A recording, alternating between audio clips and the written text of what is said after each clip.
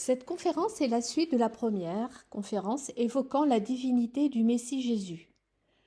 Nous nous intéresserons ici aux professions de foi des apôtres et aux perfessions de foi des hérésies primitives.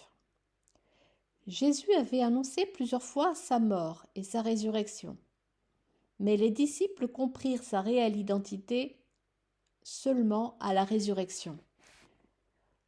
Lorsque Thomas s'exclame « Mon Seigneur et mon Dieu » dans Jean 20, 28, il comprend enfin la nature du Christ et applique les titres de Yahvé à Jésus.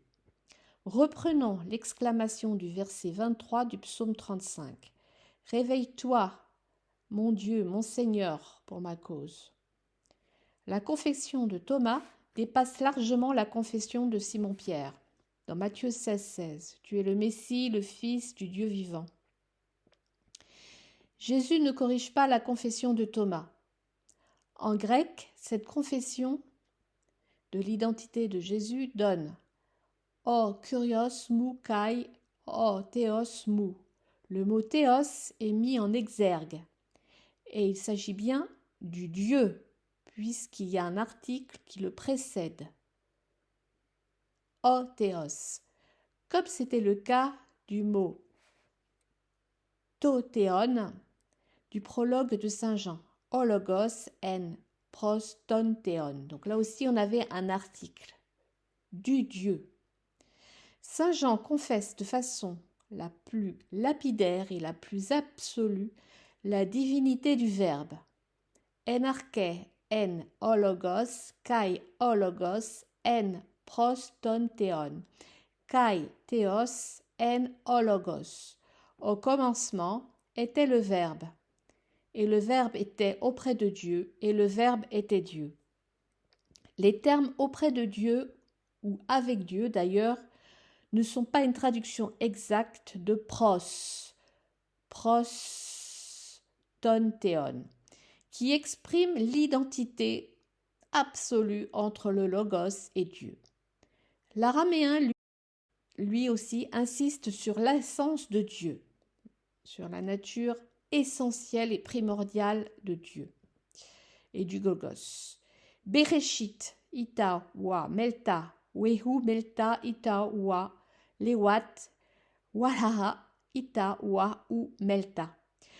Ici, il y a 7 expressions qui expriment l'essence, qui expriment le verbe être. Donc, il y a des dédoublements de mots qui expriment l'essence de Dieu et l'essence du Logos. Le Logos et Dieu sont dans l'essence pure. Le Logos préexiste en Dieu et était Dieu. Jean confesse le caractère créateur du Logos. Par lui, tout a existé, et sans lui, rien n'a existé. Voici une autre profession des apôtres. Le Verbe est créateur de l'univers. Cette doctrine de la création par la parole se trouve dans les Écritures vétérotestamentaires, dans le livre de la Genèse. Et Dieu dit que la lumière soit, et la lumière fut. Le psaume 33, verset 6, nous dit « Par la parole de Yahvé ont été faits les cieux. » Le prophète Isaïe « Ainsi est-il de ma parole qui sort de ma bouche. Elle ne retourne pas à moi sans effet. » Isaïe 55, 10. Donc la parole de Dieu et Dieu sont une même chose, sont une même essence. Le Targum palestinien du VIe siècle avant Jésus-Christ, le Targum c'est une paraphrase de la Bible en araméen, traduit ainsi ce verset de la Genèse.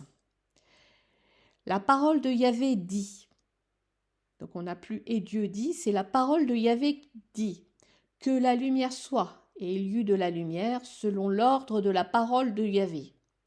Donc ici, dans le Targum palestinien, on voit qu'il y a identification entre Yahvé et sa parole. Donc c'est une seule et même essence.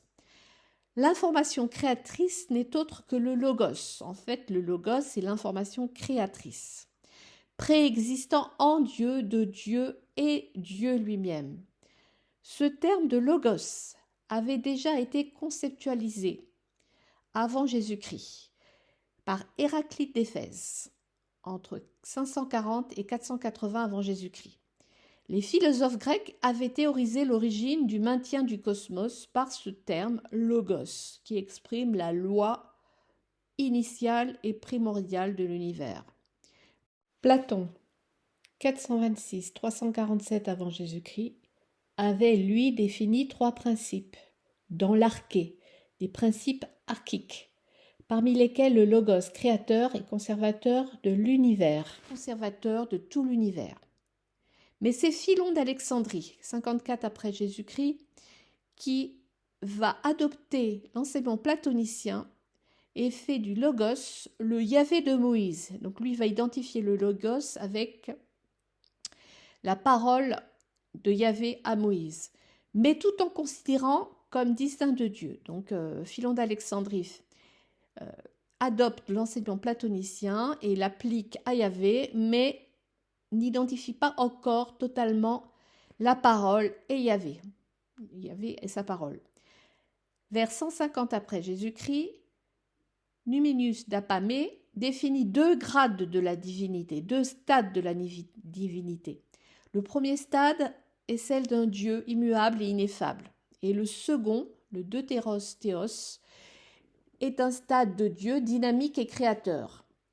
Ce sont de telles spéculations qui vont conduire à l'hérésie plus tard d'Arius, en 336, qui voyait dans le logos un être divin créé par Dieu en vue de procéder à la création.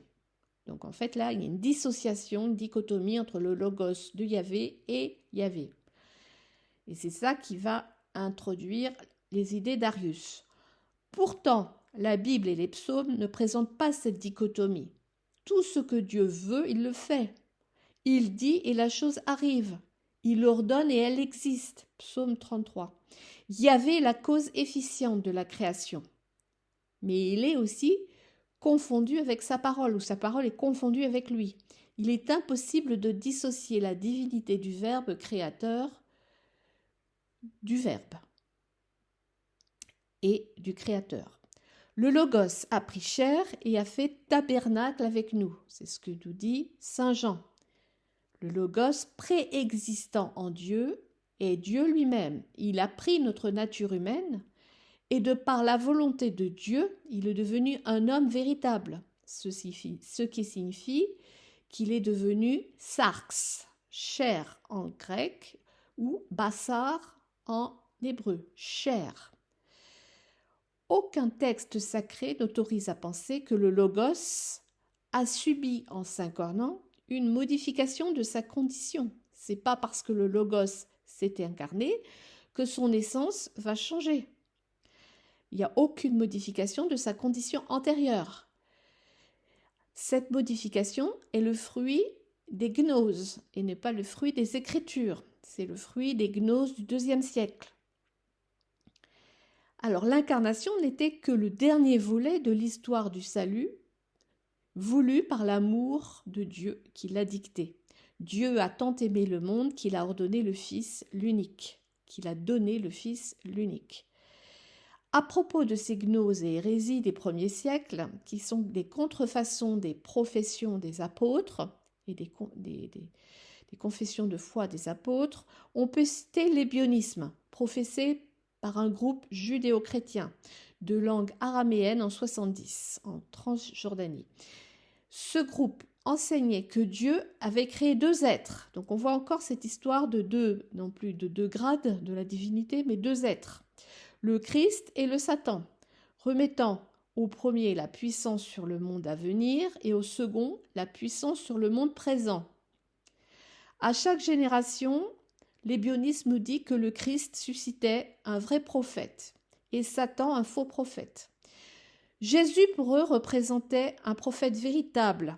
Donc on a Jésus qui n'est qu'un prophète puisque c'est un être créé d'après les ébionistes et était assisté du prince des Lumières, le Christ. Donc là encore une dissociation entre Jésus et le Christ.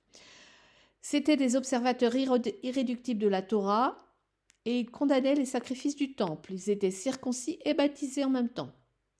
Pour eux, Jésus avait été glorifié car serviteur parfait de Dieu en raison de sa parfaite obéissance aux lois mosaïques.